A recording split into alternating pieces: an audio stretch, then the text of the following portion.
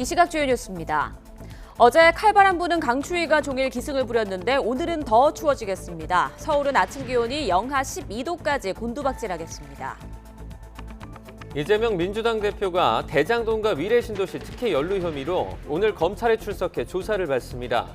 이 대표는 독재의 시대가 왔고 증거도 없이 그냥 검찰이 있으면 그게 죄의 증거가 된다고 강하게 비난했습니다.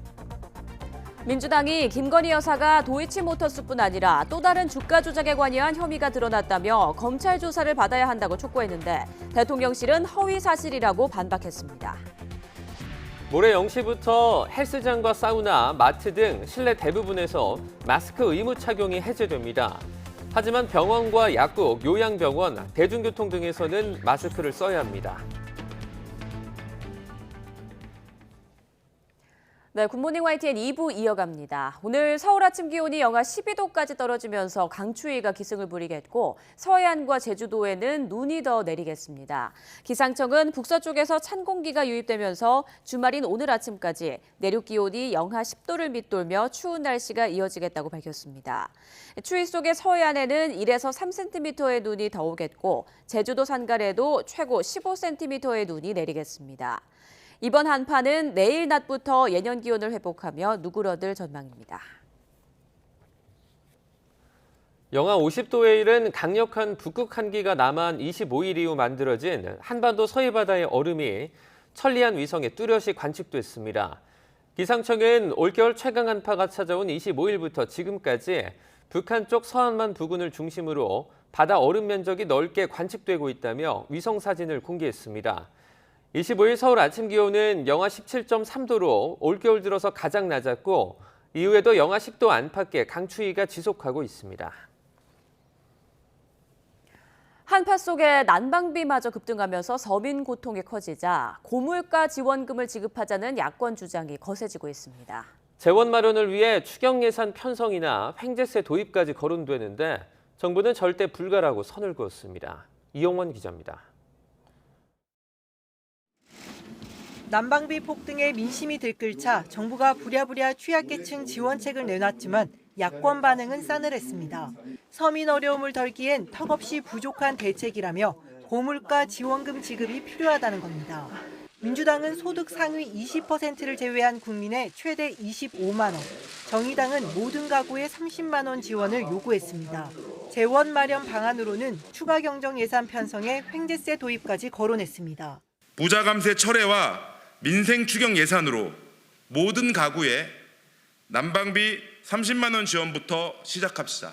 과도한 영업이익을 취한 것에 대해서 전 세계에서 이미 시행하고 있는 것처럼 횡재세 개념의 부담금을 부과하는 것도 정부는 절대 불가라고 일축했습니다. 특정 기업이 특정 시기에 이익이 난다고 횡재세 형태로 세금을 물리는 건 바람직하지 않다며 도입에 전혀 동의할 수 없다는 겁니다.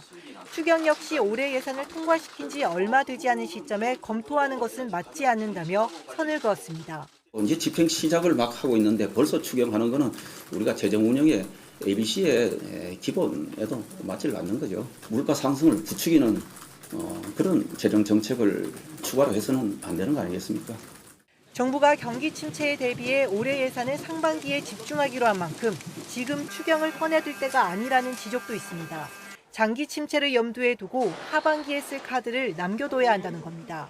추경도 정책 수단을 비축한다는 면에서 상반기보다는 오히려 하반기에 비용 인상 인플레이션이기 때문에 지금 정부가 할 수 있는 것은 보조금을 지급한다든지 인상 시기를 좀 늦춘다든지. 또 가스비를 포함한 공공요금 인상 시기와 폭을 신중하게 결정해 물가 자극을 최소화하는 게 지금으로선 최선이라는 조언도 나옵니다. YTN 이용원입니다. 이처럼 최근 내년보다 혹독한 겨울 추위가 이어지고 있지만 도시가스와 전기요금이 워낙 크게 뛰어서 마음 놓고 난방을 하기도 어려운 상황인데요. 이에 따라 실내 온도를 올리는 대신 방한용품으로 추위를 막아서 난방비를 아껴보려는 사람들이 늘고 있습니다. 김태원 기자입니다. 대형마트 판매대 한가운데를 문풍지와 테이프, 흔히 뽁뽁이로 불리는 단열 시트가 차지했습니다. 모두 문틈 사이나 창문을 통해 찬바람이 들어오는 걸 차단한다고 광고하는 제품들입니다. 방한 슬리퍼와 전기요, 내복 등도 손님들이 많이 찾는 곳에 진열됐습니다. 온 집안을 다 뽁뽁이 다 붙였고요. 박스를 창문 사이에 막 다 꼈어요. 또 안에서 이제 이거 경량 패딩도 입고 있고. 대형마트 세 곳을 살펴보니 최근 단열 시트와 문풍지 판매는 지난해 같은 기간보다 20% 넘게 늘었고 전기요 같은 발열기구와 내복은 많게는 80%까지 매출이 뛰었습니다. 이렇게 소비자들이 방한용품을 예년보다 더 많이 찾는 배경엔 최근 급등한 난방요금이 자리 잡고 있습니다. 1년 사이 도시가스 요금과 지역 난방비는 30%, 전기요금은 18% 넘게 올랐습니다. 한파가 닥쳐도 마음 놓고 실내 온도를 높이기 어려워진 상황. 여기에 12월분 이른바 난방비 폭탄 고지서까지 날아오자 난방요금을 어떻게든 아껴보려고 애쓰는 겁니다. 2배 정도 올랐어요, 난방비가. 그래서 고지서 보고 깜짝 놀랐죠. 난방비 걱정이 많이 돼가지고 보일러를 계속 막 온도를 높일 수가 없으니까 이불을 하나 더 사러 왔어요, 오늘. 특히 저소득층은 전체 소득의 10% 이상을 난방비로 쓸 정도로 소비에서 난방비가 차지하는 비중이 커서 매서운 추위와 비싸진 요금이 더욱 부담입니다.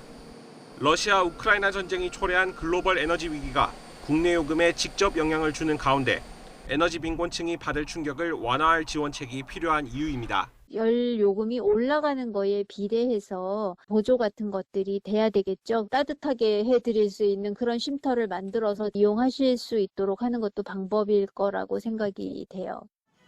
정부도 취약계층을 위한 에너지 바우처 지원금을 2배 늘리겠다고 밝혔는데 117만여 가구에 대해 올겨울 한시적으로 이루어지는 조치라는 한계가 있습니다.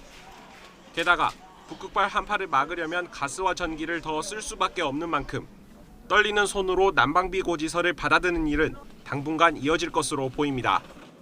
YTN 김태원입니다. 이재명 더불어민주당 대표가 대장동 위례신도시 특혜 연루 혐의로 오늘 검찰 조사를 받습니다. 검찰은 대장동 위례신도시 개발 당시 성남시장이었던 이 대표를 상대로 민간업자들의 특혜 요구를 승인한 경위 전반을 확인할 것으로 보입니다.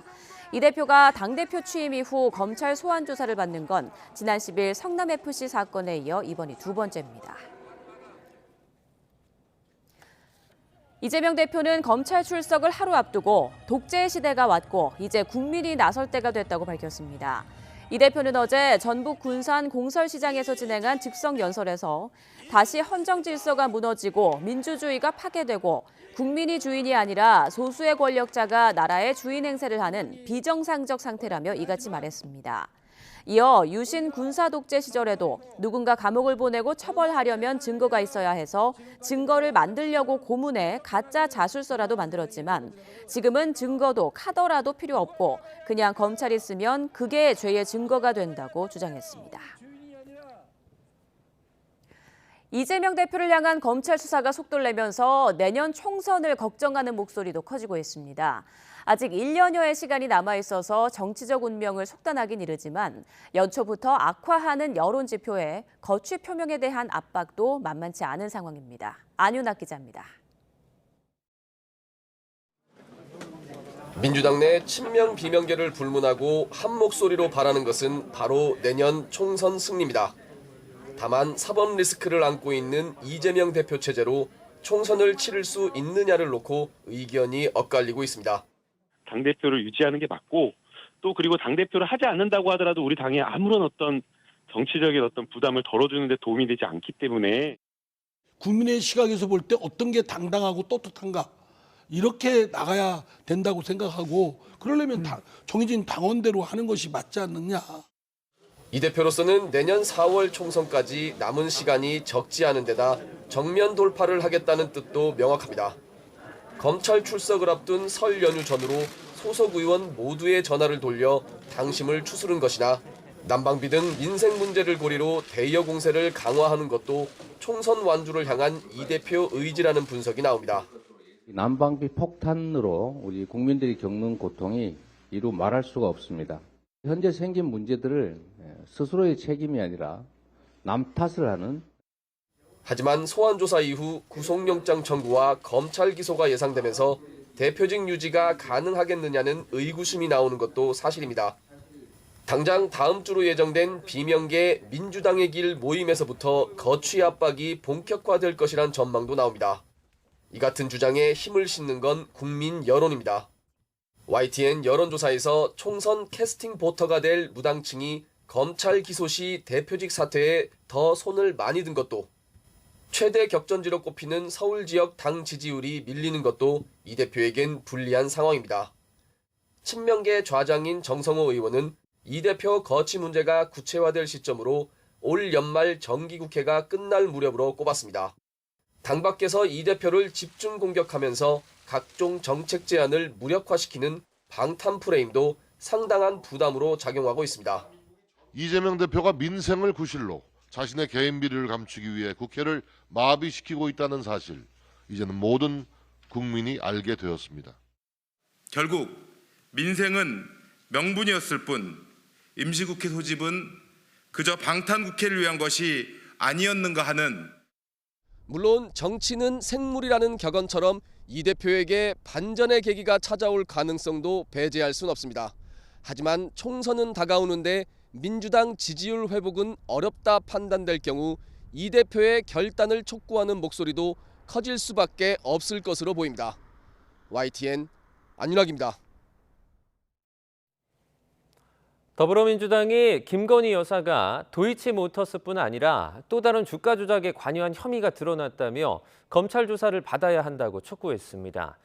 김의겸 대변인은 어제 서면 브리핑 자료를 내고 법정에서 검사의 입을 통해 김건희 여사가 우리 기술 20만 주를 매도한 사실이 추가로 밝혀졌다며 이같이 주장했습니다. 이어 이쯤 되면 김 여사가 검찰에 불려가 조사를 받아 마땅하지만 한동훈 법무부 장관은 김 여사의 허물을 덮어주기에 급급하다고 지적했습니다. 이에 대해서 대통령실은 허위 사실이라고 반박했습니다. 대통령실은 공지를 통해 김의겸 대변인이 다른 사람 재판 과정에서 나온 내용을 마음대로 해석해 거짓 브리핑을 한 것에 강력한 유감을 표하고 허위 사실 유포에 상응하는 책임을 져야 할 거라고 경고했습니다.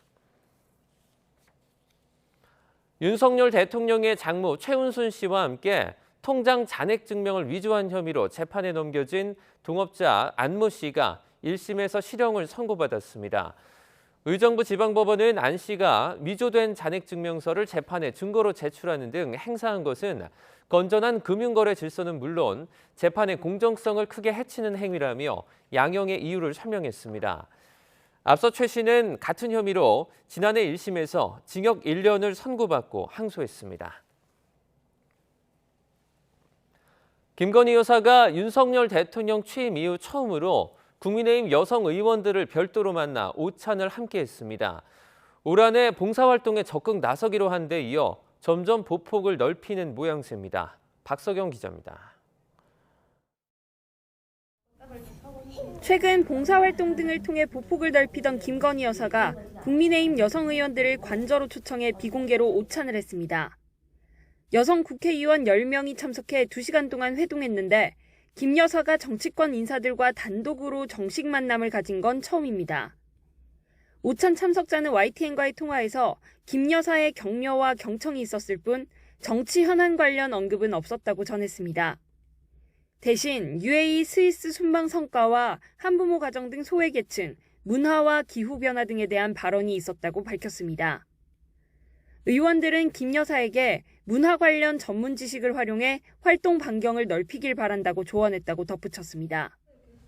이처럼 대통령 부인이 여성 의원들을 청와대로 초청한 사례는 앞서도 종종 있었습니다. 김대중 전 대통령 부인 이희호 여사는 지난 2000년 16대 총선 여성 당선자 15명을 초청해 오찬을 했고 노무현 전 대통령 부인 권양숙 여사, 이명박 전 대통령 부인 김윤옥 여사, 문재인 전 대통령 부인 김정숙 여사도 여당 소속 여성 의원들과 오찬을 했습니다. 이번 오찬은 김 여사가 신년 인사회에서 국민의힘 여성 의원들에게 자리를 만들겠다고 약속해 이뤄졌습니다. 김 여사는 조만간 다른 국민의힘 여성 의원들과도 만남을 가질 것으로 전해졌습니다. YTN 박석영입니다. 나경원 전 의원이 중도에 퇴장하면서 집권 여당의 새 대표를 뽑는 선거는 김기현, 안철수 의원의 2파전으로 치러질 가능성이 커지고 있습니다. 양강 주자의 주도권 다툼도 그만큼 거세지고 있는데 새로 도입된 결선 투표제와 유승민 전 의원의 출마 여부가 승부 예측을 더 어렵게 하고 있습니다. 김경수 기자입니다. 최대 변수로 꼽히던 나경원 전 의원의 불출마로 국민의힘 당권 경쟁은 김기현, 안철수 의원 양자 구도로 재편되는 모습입니다. 당을 사랑하는 마음으로 솔로몬 재판이 진짜 엄마의 심정으로 이번에 그만두기로 결정했습니다. 하지만 판세는 혼전양상입니다. 국민의힘 지지층 대상 각종 여론조사에서 김 의원과 안 의원이 선두를 다투고는 있지만 두 사람 가운데 한 명이 과반 지지율을 확보했다는 조사 결과는 아직 없습니다. 한마디로 양측 모두 확실한 승리를 아직 장담할 수 없다는 얘기인데 나 전 의원 지지층을 향한 구애 작전이 한층 더 치열해질 수밖에 없는 이유입니다. 나경원 전 대표도 아주 훌륭한 우리 자산이기 때문에 당연히 함께 손잡고 가야 될 영원한 동지라고 생각합니다. 지금 아마 마음이 굉장히 힘드신 그런 상황으로 파악이 됩니다. 적절한 시기에 한번 만나 뵙고 말씀 나누고 싶습니다. 양강 후보 간 접전이 이어질 경우 보수 정당 사상 처음으로 도입된 결선 투표제도 후보들의 희비를 가를 수 있습니다. 과반 득표자가 나오지 않아 1, 2위 주자끼리 다시 정면 승부를 펼친다면 1차 투표에서 분산됐던 표심이 후보 간 합종 연횡에 따라 이동할 수 있기 때문입니다. 아직 출마 여부를 밝히지 않은 유승민 전 의원의 행보에 관심이 쏠리는 것도 이렇게 바뀐 게임의 규칙과 맥이 닿아 있습니다. 당내 비윤계 핵심으로 존재감을 드러낸 유 전 의원이 어떤 식으로든 당권 경쟁에 참전할 경우 판세에 적잖은 영향을 줄 수 있어서입니다. 제 정치적 소명이 맞느냐, 거기에 대해서 스스로에게 묻고 있고 확신이 들면 제 결심을 밝히겠습니다. 그렇게 길게 끌고도 없습니다. 2월 초에 이제 등록하니까요. 물론 누가 유리하고 누가 불리할지 예단하긴 이릅니다.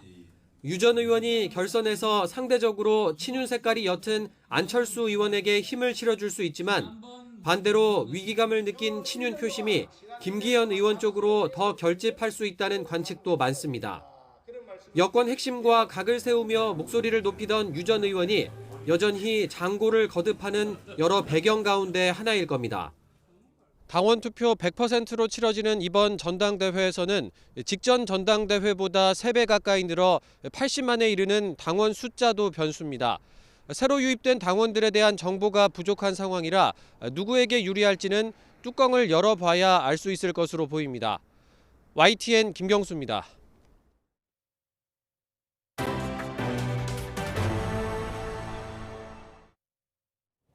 네, 미국 중앙은행인 연방준비제도가 기준금리 결정 시에 고려하는 물가지표가 14개월 만에 가장 낮은 상승률을 기록했습니다.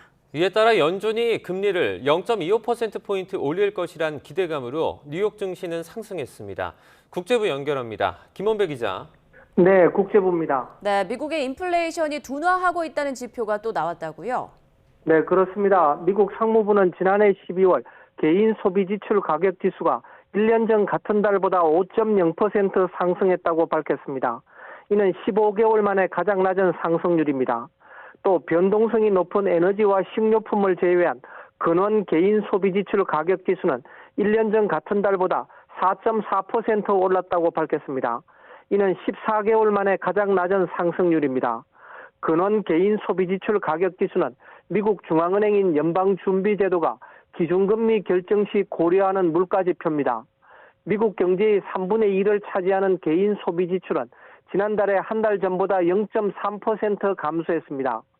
이처럼 미국의 물가 상승률이 꾸준히 둔화하고 있는 지표가 나오면서 연준의 금리 인상 압박은 완화될 것으로 전망되고 있습니다. 이에 따라 우리 시간 다음 달 2일 새벽 끝나는 올해 첫 연방공개시장위원회 정례회의에서 기준금리 인상폭은 0.25%포인트가 될 것으로 보입니다. 연준은 지난해 기준금리를 4회 연속 0.75%포인트씩 인상한 후 지난달에는 0.5%포인트 인상해 기준금리 상단을 4.5%까지 끌어올렸습니다. 뉴욕 증시는 상승세로 마감했죠. 네, 그렇습니다. 뉴욕 증시는 미국 경제의 연착륙 기대감에 상승세로 마감했습니다. 물가 상승률 둔화와 이에 따른 연준의 금리 인상 압박 완화, 그리고 예상을 뛰어넘는 미국의 4분기 경제 성장률 등으로 미국 경제가 연착륙할 수도 있다는 기대감이 형성됐습니다. 다우지수는 0.08%, 스탠더드 앤드 푸어스 500 지수는 0.25%, 나스닥 지수는 0.95% 각각 올랐습니다. 반도체 회사 인텔은 실적 부진으로 6.4% 하락했습니다. 전기차 업체 테슬라는 최근 발표한 지난해 4분기 실적 호조 여파가 이어지면서 11% 급등세로 마감했습니다. 지금까지 국제부에서 전해드렸습니다. 모레죠. 다음 주 월요일부터는 실내 대부분에서 마스크를 쓰지 않아도 됩니다. 그러나 병원과 약국, 대중교통 등에서는 착용 의무가 유지되고 이른바 산밀 환경 등에서도 착용해달라고 정부는 강력히 권고했습니다. 신윤정 기자입니다. 실내 마스크 의무가 권고로 전환되는 시점은 오는 30일 0시입니다. 이때부터는 헬스장과 사우나, 마트 등 대부분의 실내에서 마스크를 벗어도 과태료를 내지 않습니다. 방역당국은 그러나 실내에서 마스크를 쓰지 말라는 게 아니라며 착용을 권고하고 있습니다. 특히 대중교통 승하차장과 대기실, 엘리베이터처럼 환기가 어려운 이른바 산밀 환경 등에서는 강력하게 권고했습니다. 밀접, 밀집, 밀폐 등 산밀 환경에 있거나 고위험군인 경우에는 실내에서 가급적 마스크를 착용해 주시길 부탁드립니다. 택시와 버스, 지하철 등 대중교통과 병원과 약국, 요양병원 등 감염 취약시설에서는 마스크 착용 의무가 유지됩니다. 이들 의무시설 안에 있는 편의점 등 각종 시설에서도 당연히 써야 합니다. 이 장소에서 마스크를 쓰지 않았다 적발되면 과태료 10만 원이 부과되고 지침을 알리지 않은 운영자에게는 300만 원 이하의 과태료가 부과됩니다. 정부는 설 연휴가 끝난 이후에도 국내 유행 상황은 안정적이라고 진단하며 코로나19 지정병상도 단계적으로 조정해 나가기로 했습니다. 현재 확보된 지정병상 5,843개를 2월 둘째 주부터는 약 3,900병상 수준으로 조정을 할 계획입니다. 단 중국발 재확산 가능성은 여전히 있다며 중국에 대한 단기 비자 발급 제한 조치를 다음 달 말까지 한 달 연장하기로 했습니다. YTN 신윤정입니다. 실내 마스크 착용 의무 완화에 따라 모레부터 어린이집과 유치원, 학교와 학원에서도 마스크 착용이 권고로 전환됩니다. 하지만 학교나 학원 통학버스와 행사 관련 단체 버스 등 차량 이용 때는 반드시 마스크를 써야 합니다. 또 실내에서 합창 수업을 하거나 체육관 등 다수가 밀집한 곳에서 1m 간격 거리 두기가 어려운 경우, 응원이나 교가 합창 등 침방울이 많이 생성될 때는 마스크 착용이 적극 권고됩니다. 일본 정부가 오는 5월부터 코로나19를 계절성 독감과 같은 수준으로 관리 기준을 대폭 완화하기로 했습니다. 이에 따라 감염에 따른 격리나 입원 권고 등이 사라지고 정부가 부담해온 치료비도 단계적으로 개인이 일부 부담하게 됩니다. 다만 코로나 백신은 접종이 필요할 경우 지금처럼 정부 부담으로 맞을 수 있도록 했습니다. 마스크 착용에 대해 기시다 총리는 실내외에 상관없이 착용 여부를 개인에게 맡기는 것을 기본으로 하고 구체적인 시행 시기를 검토해 갈 거라고 밝혔습니다. 세계보건기구 WHO가 코로나19에 대한 국제적 공중보건 비상사태를 계속 유지할지 아니면 해제할지 관련 논의에 들어갔습니다. 해제되면 거의 3년간 지속한 세계적 대유행인 팬데믹이 종료되는 건데 결과는 이번 주말이나 다음 주 초 사이에 공지될 것으로 예상됩니다. 보도에 김상우 기자입니다. We have therefore made the assessment that COVID-19 can be characterized as a pandemic. 거의 3년간 지구촌을 공포에 몰아넣은 코로나19 사태. 세계보건기구 WHO가 코로나19에 대한 국제적인 공중보건 비상사태를 계속 유지할지 아니면 해제할지 전문가들로 구성된 국제보건 긴급위원회의 분기 회의를 열어 논의에 들어갔습니다. 국제적인 공중보건 비상사태는 WHO가 내릴 수 있는 최고 수준의 공중보건 경계 선언입니다.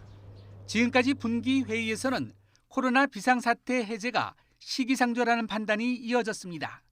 WHO 안팎에선 현 상황을 여전히 코로나 위험성을 경계해야 한다는 신중론이 만만치 않은 편입니다. WHO 사무총장도 회의 모두 발언을 통해 지난주 4만 명에 가까운 사망자가 WHO에 보고됐고 이 가운데 절반 이상은 중국에서 나왔다고 언급하며 방역 상황이 심상치 않다는 메시지를 내놨습니다. 회의 결과는 권고 의견 형식으로 사무총장에게 전달되는데 통상 총장의 최종 결정은 분기 회의 종료 후 하루 또는 2, 3일 지나 발표되는 편입니다. 이로 인해 최종 결정 결과는 이번 주말이나 다음 주 초 사이에 공지될 것으로 예상됩니다. YTN 김상호입니다. 국민연금의 현행 제도를 유지할 경우 2041년부터 수지가 적자로 돌아서 2055년에는 기금이 소진될 것이라는 전망이 나왔습니다. 국민연금 재정추계 전문위원회는 이 같은 내용의 국민연금 재정추계 시산 결과를 발표했습니다. 이번 시산 결과는 4차 때와 비교할 때 수지 적자 시점은 1년, 기금 소진 시점은 2년 앞당겨졌습니다. 위원회는 저출산 고령화로 인한 인구구조 악화와 경제성장 둔화 등의 경제 여건 변화가 국민연금 재정에 부정적 영향을 미칠 것으로 예상했습니다. 국토교통부가 지난해 잇따라 발생한 열차 궤도 이탈과 사망사고와 관련해 한국철도공사 코레일에 과징금 18억 원을 부과했습니다. 한 번에 부과한 과징금 규모로는 역대 최대입니다. 이에 대해 코레일은 이의 제기 여부를 내부 검토 중이라는 입장을 내놨습니다. 잇따른 고금리와 경기 침체 우려로 반포와 잠실 재건축 아파트에서 10억여 원 급락한 거래가 이어졌는데요. 하지만 정부의 각종 부동산 규제 완화에 힘입어 아파트값 하락폭은 4주째 둔화하고 있습니다. 이동우 기자입니다. 지난해 2주를 마치고 올해 착공을 앞두고 있는 서울 반포 주공 1단지. 현재 3천여 가구에서 7천여 가구에 이르는 대규모 단지로 거듭나는 데다 학군과 교통 여건 등이 우수해 인기를 끌고 있습니다.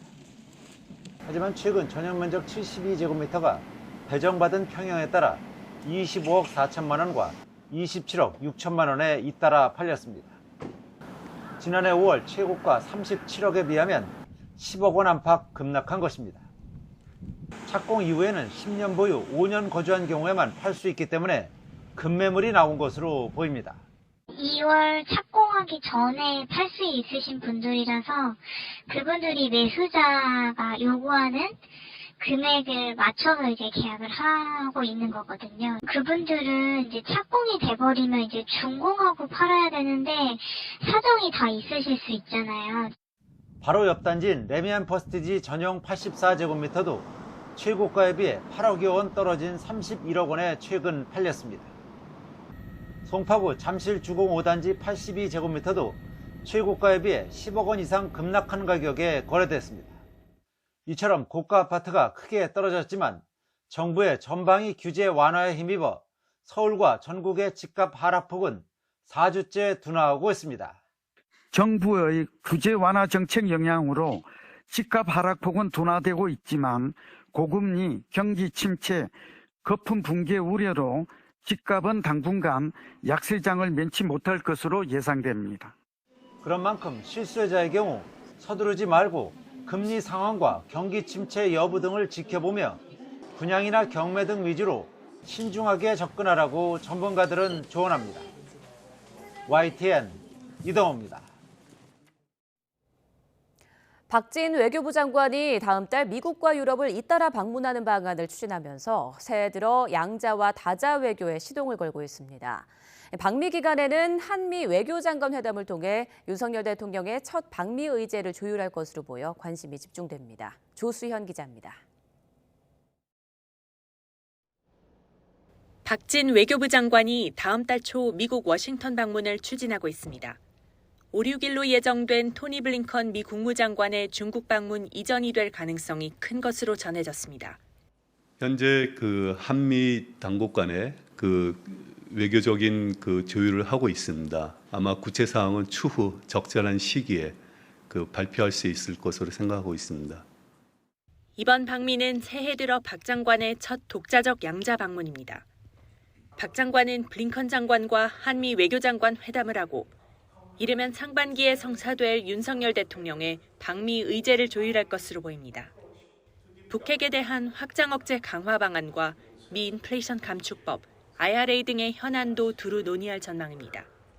올해 한미동맹 70주년을 맞으면서 글로벌 포괄적 전략동맹을 한층 더 내실화하며 우리 정부 어젠다를 관철해 나가는 게 중요해 보입니다.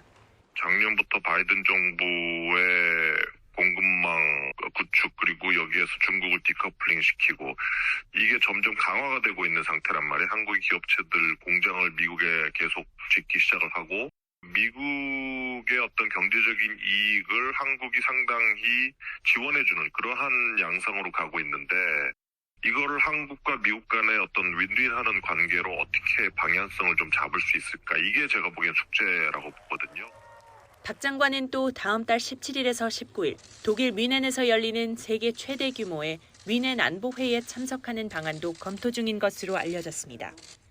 이번 회의에는 하야시 요시마사 일본 외무상도 참석할 예정인데 한일 외교수장이 만나 강제징용과 사도광산 등 한일 간 민감한 현안을 논의하게 될지 주목됩니다. YTN 조수연입니다. 해직 교사를 부당하게 특별 채용한 혐의로 재판에 넘겨진 조희연 서울시 교육감이 1심에서 유죄를 선고받았습니다. 재판부는 조 교육감이 채용 과정에 부당하게 개입한 혐의 등을 모두 유죄로 인정했는데요. 이번 판결이 확정되면 교육감직을 잃게 됩니다. 홍민기 기자입니다. 조희연 서울시 교육감이 지지자들과 인사하며 법원으로 들어섭니다. 고위공직자범죄수사처 1호 사건이었던 해직교사 부당채용 혐의 재판의 선고 공판에 출석한 겁니다. 재판부의 현명한 판단을 기대하고 있습니다. 조 교육감은 지난 2018년 서울시 교육청이 전국 교직원 노동조합 출신 해직교사 5명을 부당하게 채용하게 한 혐의로 재판에 넘겨졌습니다. 특별 채용된 5명 가운데 1명은 같은 해 6월 교육감 선거에 예비 후보로 출마했다가 조 교육감과 단일화한 뒤 선거운동을 돕기도 했습니다. 조 교육감은 해직교사 복직이 사회적 화합과 통합을 위한 일이었고 공개 경쟁 전형에 충실하게 진행했다고 반박해왔습니다. 하지만 1심 법원의 판단은 달랐습니다. 조 교육감의 지시를 받은 비서실장 한모 씨가 몇몇 심사위원에게 특정 인물을 채용하는 것이 교육감의 뜻이라는 문자를 보내는 등 심사위원들에게 위법한 직무 수행을 지시했다는 겁니다. 한 씨는 2차 면접 전형이 끝나기 전 일부 위원에게 특정 지원자에게 여러 우려가 있지만 끌고 가는 게 교육감님의 생각이라는 문자를 보내기도 했는데 이처럼 심사위원들이 부당한 영향을 받을 것을 예상하고도 조 교육감이 이를 막지 않았다고 지적했습니다. 결국 해당 특별 채용 절차는 공개 경쟁을 가장한 것에 불과하다며 조 교육감에게 적용된 혐의를 모두 유죄로 판단했습니다. 이번 판결이 확정될 경우 직을 잃게 되는 조 교육감은 즉각 항소하겠다는 뜻을 밝혔습니다. 즉각 항고를 해서 실망스러운 결과를 항소심에서 바로잡도록 최대한 노력하겠습니다. 조 교육감 측은 공수처가 검찰 수사관이나 경찰관을 파견받아 수사하는 것이 위법이라고도 주장했지만 법원은 문제가 없다며 받아들이지 않았습니다. YTN 홍민기입니다. 윤석열 정부 장차관 가운데 7명이 직무 연관성이 없다는 이유를 들며 적게는 수천만 원에서 많게는 20억 원 가까운 기업 주식을 처분하지 않고 보유하고 있습니다. 직무 연관성이 있느냐 없느냐는 인사혁신처가 판단하는데 근거 자체를 공개하지 않아 공직자윤리법 취지가 무색해졌다는 지적이 나옵니다. 윤성훈 기자입니다. 윤석열 정부에서 장관과 차관을 맡은 고위 공직자 가운데 3천만 원어치가 넘는 주식을 보유한 사람은 모두 16명. 이 가운데 7명은 주식 매각 혹은 백지 신탁 처분을 하지 않았습니다. 18억 2천만 원어치의 주식을 보유한 이기순 여성가족부 차관부터 김현숙 여가부 장관, 조용만 문화체육관광부 차관 등이 그 대상입니다. 공직자윤리법에선 직무 관련성이 있는 주식을 3천만 원 넘게 보유할 경우 해당 주식을 매각하거나 백지 신탁하도록 하고 있습니다. 특정 기업과 공적 이익이 충돌할 경우 공직자의 직무수행 공정성을 확보하기 위해서입니다. 그러나 인사혁신처는 이들이 보유한 주식을 심사한 결과 직무 관련성이 없어 문제 삼을 수 없다고 공식적으로 밝혔습니다. 하지만 심사 기준과 근거 관련 정보는 일절 공개하지 않고 있습니다. 사실상 어떤 방식으로 어떻게 이뤄졌는지 알 수 없는 깜깜이 심사입니다.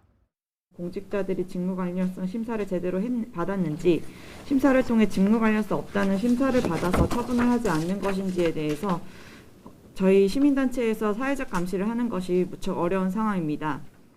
이런 불투명성은 법 취지를 무색하게 만들어 공직자들이 주식을 처분하지 않고 공직을 수행할 수 있도록 길을 열어준다는 비판이 나옵니다. 공직자 재산을 관보에 공개하는 상황에서 의무 면제를 위한 직무 관련성 심사 내용만 공개하지 않는 것 또한 법 취지와 맞지 않는다는 지적이 제기됩니다. 결국 정부가 이런 비판과 의혹에서 자유로워지기 위해선 심사 전반을 투명하게 공개해야 한다는 목소리가 나옵니다. 이런 경우에는 오히려 인사혁신처가 적극적으로 그런 걸 투명하게 공개하는 게 맞을 것 같은데요. 근데 지금 그냥 결과만 놓고서 문제 없다라고 해버리면 심사가 공정하고 객관적으로 된 것인지를 확인할 수가 없죠. 여전히 입을 굳게 담은 인사혁신처에 경실련은 심사 정보 내역을 공개하라며 행정심판까지 청구했습니다. YTN 윤성훈입니다. 전남 보성군이 최근 발표된 공공기관 청렴도 조사에서 1등급을 달성했습니다. 호남에서는 유일한데요. 5년 전 4등급을 받자 공직사회와 주민 모두가 나서 노력한 결과로 평가받고 있습니다. 김범한 기자입니다. 정정 전남 으뜸마을 사업의 모태가 된 자연마을 600개 가꾸기를 시작한 전남 보성군입니다. 보성군이 청렴한 고장이라는 것이 공식 조사에서 입증됐습니다. 500여 공공기관을 대상으로 한 국민권익위원회 종합청렴도 평가에서 처음으로 1등급을 받은 겁니다. 이 모든 영광을 존경하는 보성군민께 돌려드립니다. 앞으로도 보성군민과 출향 향우님들께서 어디에 가서라도 나 보성 살아요라고 자신 있게 말할 수 있도록 보성군의 위상을 더럽히는데 최선을 다하겠습니다. 청렴도 1등급은 호남에서는 유일한 성과로 전국 226개 자치단체로 보더라도 15곳에 불과합니다. 보성군이 청렴도를 4등급에서 1등급까지 끌어올리는 데는 만 5년이 걸렸는데 부패 사건의 감점과 신뢰 저해 행위가 전혀 없었습니다. 청렴도는 공직사회 내부뿐만 아니라 외부 주민의 평가, 즉 청렴 체감도까지 반영되므로 의미가 남다릅니다. 오늘 같은 날 저는 보성 살기를 참 잘했다는 생각이 듭니다. 보성 군민의 한 사람으로서 큰 자부심을 느끼고 앞으로도 보성 군민과 함께 1등 보성군을 힘차게 응원하겠습니다. 보성군 화이팅!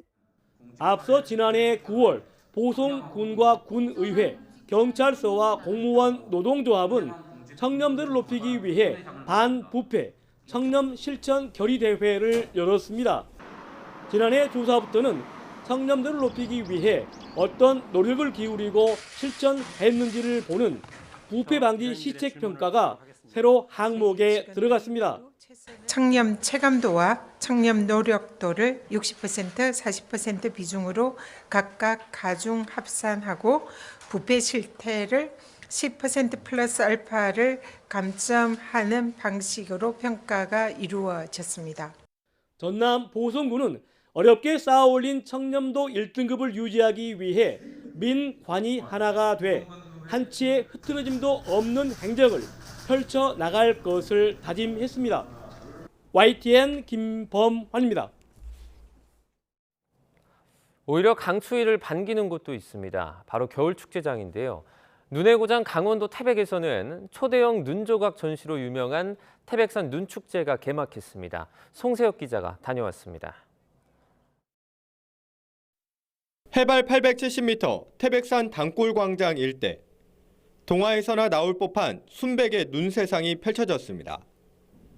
영화 아바타 주인공들은 길이 40m, 높이 7m의 거대한 눈 조각으로 다시 태어났습니다. 새해 복을 기원하는 토끼 눈 조각도 토끼해를 맞아 인기입니다. 이곳 태백산 단골광장 일대에는 이상한 동화나라 태백마을을 주제로 눈조각 작품 23점이 전시됐습니다. 조각에 사용한 눈의 양만 25톤 트럭 480대 분량에 이릅니다. 대구에는 눈을 쉽게 보지 못하는데 강원도 와서 눈을 봐서 좋았고 저희 오빠랑 저희 동생들이랑 같이 축제 와서 좋은 추억 남길 수 있었던 것 같아요. 눈으로 만든 이글루 카페도 눈길을 사로잡습니다. 차가운 얼음 의자에 앉아 즐기는 차 한 잔의 여유는 색다른 겨울 추억입니다. 눈 미끄럼틀을 타는 아이들은 추위도 잊은 채 한껏 신이 났습니다. 어른들도 이내 동심의 세계로 돌아갑니다. 저희가 그동안 코로나 때문에 축제를 3년 동안 열지를 못했어요. 그만큼 되게 기다려 오셨던 분들이 많거든요. 그래서 그동안 저희가 축제를 열면서 가장 인기 있었던 프로그램들 위주로 이번 축제를 구성했습니다. 올해로 30번째를 맞는 태백산 눈축제는 오는 31일까지 계속됩니다. YTN 송세혁입니다. 단순함과 간결함의 미학을 추구하는 미니멀리즘은 미술은 물론 건축, 패션, 음악 등 다양한 장르에서 널리 표현되고 있는데요. 흑백 풍경 사진의 대가 마이클 케냐와 미니멀 아트 작가 로버트 맨골드의 작품엔 닮은 듯 다른 이런 절제의 미학이 담겨 있습니다. 두 전시회를 이교준 기자가 다녀왔습니다.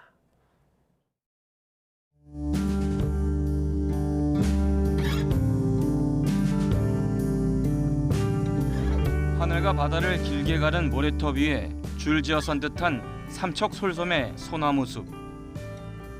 국내에서 솔섬 사진 작가로 유명한 영국 출신 마이클 케나는 세계 곳곳의 나무를 인물 사진처럼 아날로그 카메라에 담아왔습니다. 눈 쌓인 일본 홋카이도 호숫가의 고목은 간결한 선과 넓은 여백으로 수묵화 같은 여운을 남기고 흑백의 대조를 미묘하게 살린 풍경마다 아늑한 고요와 적막감, 초월성을 머금고 있습니다. 어린 시절 고향의 큰 나무 아래에서 위로를 받은 경험이 나무를 향한 경외의 뿌리가 됐습니다. 지난 50년간 구식 하셀블라드 필름 카메라와 전통적 흑백 은염 인화 방식을 고집하며 기다림과 미니멀 아트의 미학을 지켜왔습니다. 짙은 벽돌색으로 채워진 캔버스를 연필로 단숨에 그린 듯한 포물선이 가로지릅니다. 강렬한 색조로 바닥 화면의 평면성을 강조하면서 그 위에 선을 더해 2차원적 공간감을 살렸습니다. 로버트 맨골드는 화가의 감정보다 회화의 선과 형태, 색 등 기본 요소에 집중해온 미국의 대표적 미니멀 아트 작가 중 한 명입니다. 캔버스를 깎아내 기하학적 변형을 준 추상회화에서 드로잉 작품에 이르기까지 선에 대한 60여 년의 치열한 탐구 정신을 엿볼 수 있습니다. 1960년대부터 구도의 기본적인 요소들을 탐구한 대표적인 작가이고요. 이런 변형된 캔버스들을 이용한 게 가장 특징이라고 볼 수 있겠습니다. 한 명은 평생 아날로그 카메라로, 다른 한 명은 붓으로 표현 방식은 다르지만 기교보다 본질에 집중해온 반세기의 여정은 서로 맞닿아 있습니다. YTN 이교준입니다. 발작이나 운동장애 증상을 보여도 치료제가 없던 한 희귀 유전 질환에 대한 치료법이 개발되면서 환자와 가족에게 희망을 주고 있습니다. 뇌에 직접 투입하는 유전자 치료법인데 미국에서만 30여 개의 연구가 진행 중입니다. 김진호 기자입니다. 1살짜리 아기 라일레 앤이 몸을 가누지 못합니다. 또래 아이들처럼 기어다니지도 못하고 옹알이를 하지도 않습니다. Just seeing her so different from the other babies. She wasn't rolling, she wasn't moving much. 뇌전증이나 뇌성마비로 의심했지만 정밀 검사 결과 치료법이 없는 AADC 결핍증 진단을 받았습니다. 전 세계적으로 130여 명의 어린이가 이 병으로 고통받고 있습니다. If I want to do something and my wife is bawling her eyes out, my daughter's in pain and there's nothing I can do. 치료제가 없던 이 병에 새로운 유전자 치료법이 개발되면서 이 가족도 희망을 갖게 됐습니다. 최근 유럽과 영국에서 AADC 결핍증에 대한 승인을 받은 뒤 시장에 나온 최초의 뇌전달 유전자 치료법으로 임상에 참여한 라일레 앤의 삶은 크게 달라졌습니다. 4살이 된 라일레 앤은 이제 걷고 뛰는 것은 물론 말까지 탑니다. And just by having the one procedure, you're able to correct the genetic defect so that the patient has restorative life for the rest of their life. 이 치료법을 개발 중인 제약사는 올해 미국 보건당국에 승인을 요청할 계획입니다. 미국 국립보건연구원에 따르면 뇌에 대한 유전자 치료와 관련해 30여 개의 연구가 진행 중입니다. YTN 김진호입니다. 이스라엘과 팔레스타인 간 갈등이 격화하는 가운데 현지 시간 27일 밤 이스라엘 동예루살렘의 유대교 회당에서 무장괴한이 총기를 난사해 최소 7명이 숨졌다고 로이터 통신 등이 현지 매체를 인용해 보도했습니다. 경찰에 따르면 현재까지 7명이 숨졌고 총상을 입고 병원으로 옮겨진 사람들 가운데 중태인 환자가 적지 않아 사망자는 더 늘 것으로 보입니다. 피해자들은 당시 회당에서 안식일 기도를 하고 있었던 것으로 전해졌습니다. 현지 경찰은 이번 사건을 테러로 간주하고 있습니다.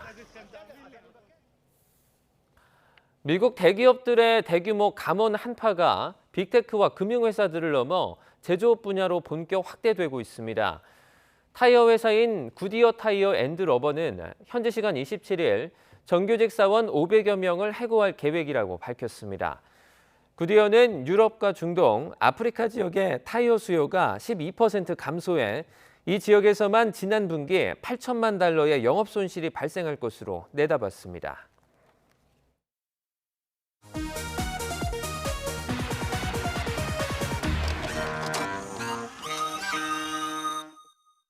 기쁘긴 하지만 학교 떠난다니까 서운하고요. 다시 사랑하는 후배들을 놔두고 떠나는 게 너무 아쉬워요.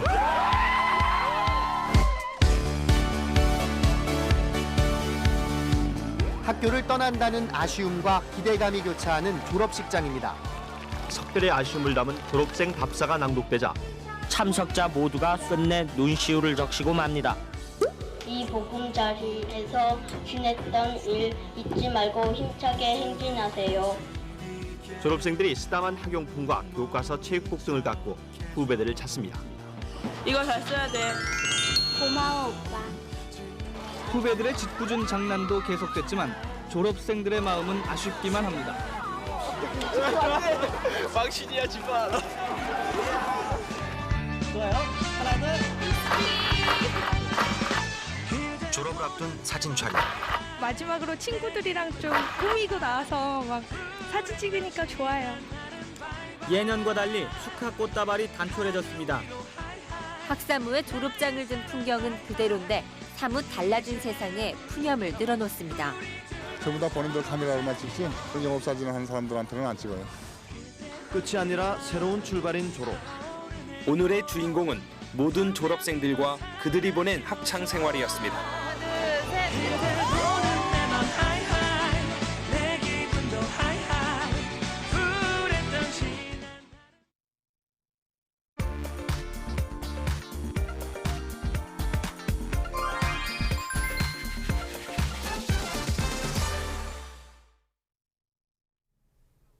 설 연휴 이후 맞이하는 첫 주말이죠. 지난 주말 장거리 운전에 정체까지 겪으신 분들은 이번 주말만큼은 멀리 이동하지 않으실 텐데요. 그래서 오늘 지방방해를 하기도 평소보다 수월해서요. 가장 오래 걸리는 부산까지 5시간 20분 예상되는데 평소보다 50분 더 걸리는 정도입니다. 지금 부산으로 간다면 그보다 훨씬 더 빨리 도착하겠습니다. 이렇게 전 구간이 소통 원활을 의미하는 초록색이기 때문인데요. 다만 과속하지 않도록 주의하시기 바랍니다. 우선 눈 예보가 있는 지역부터 살펴볼까요? 오늘 오전 호남과 충청권에 눈이 내리기 시작해 최대 3cm까지 쌓일 전망입니다. 지금은 다행히 눈이 내리는 곳을 찾아볼 수는 없지만요. 기상 여건에 따라 필요하다면 최소 20에서 최대 50%까지 감속해 주시고요. 현재 서해안고속도로 당진을 포함해 전 구간 소통 원활합니다. 다만 오전 11시 무렵 매송을 시작으로 점차 힘겨워지겠고요.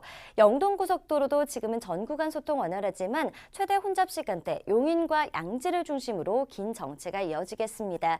잠시 후 오전 7시부터는 주말 버스 전용 차로제도 시행되죠. 영동선의 버스 전용 차로주 구간 신갈분기점과 호법분기점 사이고요. 경부고속도로의 경우 신탄짐과 한남 사이로 이어지고 있습니다. 안전띠는 전좌석에서 잘 매주시고요. 고속도로 교통방송이었습니다.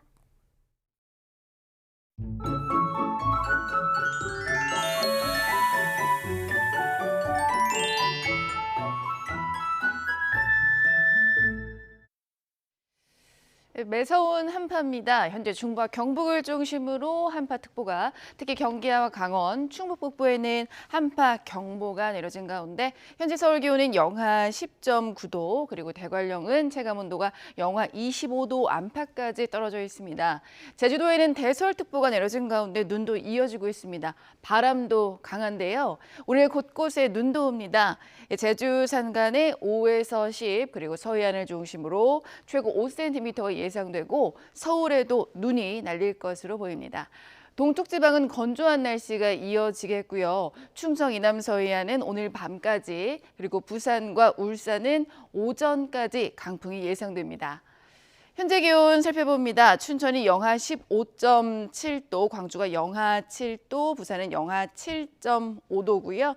낮 기온 살펴보면 서울이 영하 1도, 대전 0도, 광주 1도, 부산 3도 예상됩니다. 이 한파는 내일 낮부터 누그러질 전망입니다. 날씨였습니다. 굿모닝 YTN 2부 마칩니다. 잠시 후 3부가 이어집니다. 시청해주신 여러분 고맙습니다.